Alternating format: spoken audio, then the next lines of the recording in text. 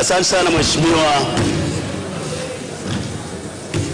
Mwenyekiti, pamoja na majibu mazuri yaliyotolewa na Mheshimiwa Waziri ambayo nami nakubaliana nayo,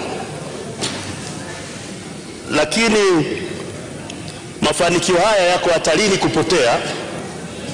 kupotea kabisa kama wafanyabiashara wasio waaminifu wataendelea kuingiza sukari nchini kama wanavyofanya hivi sasa na kufanya repackaging ya sukari hiyo kwenye mifuko wakisingizia kwamba imezalishwa hapa nchini wakati sio, na hivyo kusababisha viwanda vyetu kukosa soko kama ambavyo inatokea kwa Kakira Sugar hivi sasa. Wamezalisha sukari imejaa kwenye magala, hawana sehemu ya kuiuza. Je, serikali inalitambua hilo? Swali la pili, kama serikali inalitambua hilo, ni hatua zipi inazichukua kuhakikisha usemi wa kwamba Tanzania tunajenga Tanzania ya viwanda, tujenge kweli Tanzania ya viwanda kwa kulinda viwanda vyetu, lakini si kusema tunajenga Tanzania ya viwanda huku tukiruhusu wafanyabiashara sio waaminifu wanaingiza sukari ndani ya nchi na wanafanya repackaging, wanaua viwanda vyetu. Mheshimiwa Waziri wa Viwanda, Biashara na Uwekezaji. Mheshimiwa Mwenyekiti, naomba kujibu maswali mawili ya Mheshimiwa Dr. Balozi Deodatus Buberwa Kamara kama ifuatavyo. Ni kweli tunayo sukari nyingi kwenye viwanda vyetu. Kiwanda cha Kagera Sugar kinayo sukari na imerundikana nje kama ambavyo umeona kwenye vyombo vya habari. Hali ni hiyo Kilombero, hali ni hiyo TPC. Kwa majibu ya swali la kwanza na la pili, serikali tunatambua na kikosi maalum cha serikali kinafuatilia, na kwa ruhusa yako Mwenyekiti, ningeomba nisiende zaidi kwa sababu katika kinachofanyika kuna jinai ndani yake na vyombo vya dola vinafuatilia. Lakini nichukue nafasi hii kuambia wawekezaji wote wa viwanda vyetu, serikali inawafuatilia na itawalinda, na wale wanaochezea viwanda vyetu nataka niwahakishie, uchunguzi ukikamilika tutachukua hatua kali. Fair Competition wako kazini, TFDA wako kazini, TAKUKURU wako kazini, na watu wa TRA wako kazini. Ni timu makini, na niwaeleze kwa utangulizi, ili swala lina jinai na anayehusika atakiona cha moto. Mheshimiwa Khatibu, Mheshimiwa Jaku na Mheshimiwa Zakaria. Yes. Asante Mheshimiwa Mwenyekiti.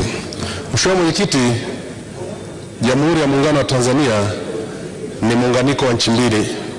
Na Mheshimiwa Mwenyekiti, unapotaja viwanda vya Tanzania huwezi kuvitenga viwanda vilioko Zanzibar.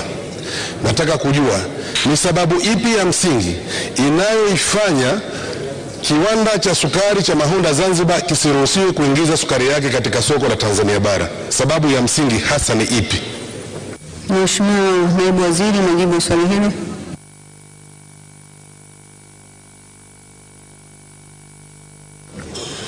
Mheshimiwa Mwenyekiti, hili swali limekuwa likijirudia mara kwa mara. Lakini niseme tu kwamba pamoja na kwamba Tanzania ni moja, swala la ulinzi wa viwanda lipo kila mahali. Na kama ulivyoona hata Tanzania bara imerundikana sukari ya kutosha. Kwa hiyo pengine badala hata kutaka nyingine ingie, tushughulikie kwanza hii hali mbaya ya kuingiza sukari za magendo inayoendelea. Mheshimiwa Jaku. Asante sana Mheshimiwa Mwenyekiti, nimuombe tu Mheshimiwa Naibu Waziri asikilize kwa makini kabisa, nazungumza ni Kiswahili.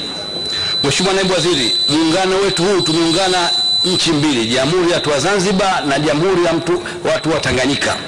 Ndio maana jina likapatikana kaitwa Tanzania. Mheshimiwa, kati ya mambo yaliyokubaliana ya muungano ikiwa ni biashara, article biashara na viwanda, na swala msingi linahusu viwanda vile vile. Sababu gani za msingi nataka kujua kiwanda cha sukari cha Mahonda, hata wabunge tunasimama mara nyingi, mjue kwa hili swala limetukwaza ndani ya moyo wetu. Bidhaa zinazotoka Tanzania bara zinakwenda Zanzibar bila kigumizi. Leo viwanda vya Zanzibar kuzalisha na hii Jamhuri yetu ya Tanzania.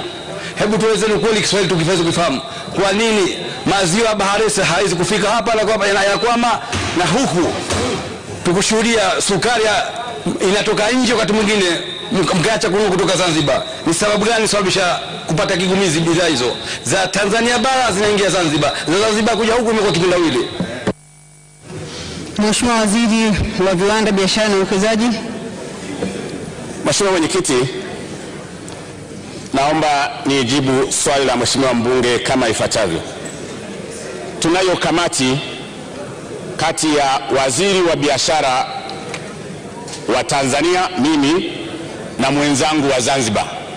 Yamekuwepo malalamiko ya wafanya biashara, na kupitia vikao hivyo tunakaa chini na kujadili swala la kiwanda cha maziwa cha Bakresa kilichoko Zanzibar.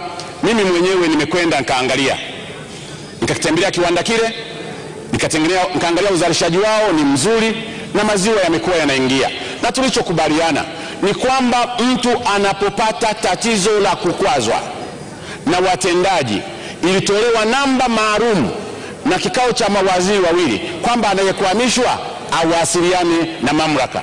Kama kuna tatizo kuhusu maziwa, mnijulishe mimi kusudi mimi niende kuwataski wale wanaohusika. Lakini hao wawekezaji wenye viwanda, napenda nikiri kwamba nashughulika nao. Sasa nije kwenye swala la kiwanda cha sukari cha Maonda. Tumeamua serikali kusimamia sekta ya sukari kwa sababu kupitia sukari tunataka kuzalisha ajira. Kwa sababu ya nia ya kuzalisha ajira na kwa sababu ya fursa ya ajira katika sekta ya sukari, hii sukari ni classified product. Na sasa hiyo tume nayowaeleza ikimaliza kazi ndio mtakuja kujua maana ya classified product, kwamba sukari inakuwa classified. Kiwanda cha Maonda uwezo wake wa kuzalisha ni tani 4,000. Mahitaji ya Zanzibar ni tani 20,000. Mimi nawasiliana na watu wa Zanzibar, waziri mwenzangu, kwamba azalishe 4,000 auze kwao. Ndio ninachozungumza, ndio ngoja niwaeleze. Mheshimiwa Hatibu, naomba tafadhali tulizaneni. Mheshimiwa Mwenyekiti, magendo hayo. Mheshimiwa Mwenyekiti, kuna waheshimiwa wabunge wanataka kujua ninachokisema. Ningeomba muwape fursa wale wanaotaka kunisikiliza niwaeleze swala la Maonda. Mheshimiwa Mwenyekiti, ni kuadresi wewe, Maonda inazalisha tani 4,000. Itakapokuwa imezalisha tani 4,000, inataka kuziuza katika soko la Tanzania bara, haitazuiliwa. Tutakaa chini tuzungumze. Lakini huwezi kuwa unazalisha tani 4,000 lakini wewe soko lako ni tani 20,000, alafu wewe unakwenda kuuza tani 4,000 nje. Hizi nyingine unazipata wapi? Kwa hiyo ndio utaratibu huo.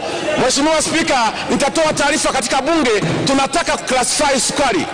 Mafuta ya kula ni classified, sukari itakuwa classified kwa sababu tunataka ajira. Niko tayari kusimamia hilo mpaka nitakapoambiwa vinginevyo.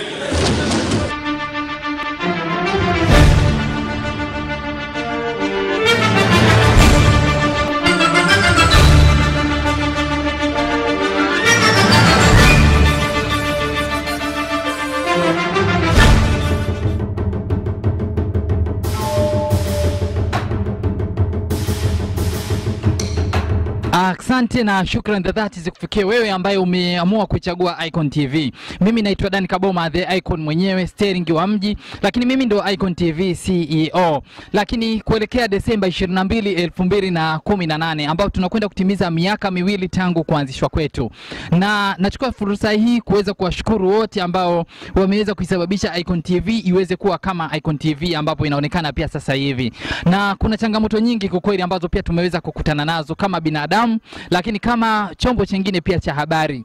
Na moja ya changamoto kikweli ambayo naikumbuka mpaka sasa hivi na sidhani kama nitaweza pia kuisahau ni nakumbuka mwaka jana wakati tunatoka kazini, ilikuwa ni maeneo ya Sinza, tuliweza kuvamiwa pia na vibaka na kuweza pia kunyang'anywa vifaa vitendea kazi pia kwa ujumla. Kwa hiyo kitendo ambacho pia kiliweza kuturudisha nyuma kwa asilimia kubwa pia zaidi.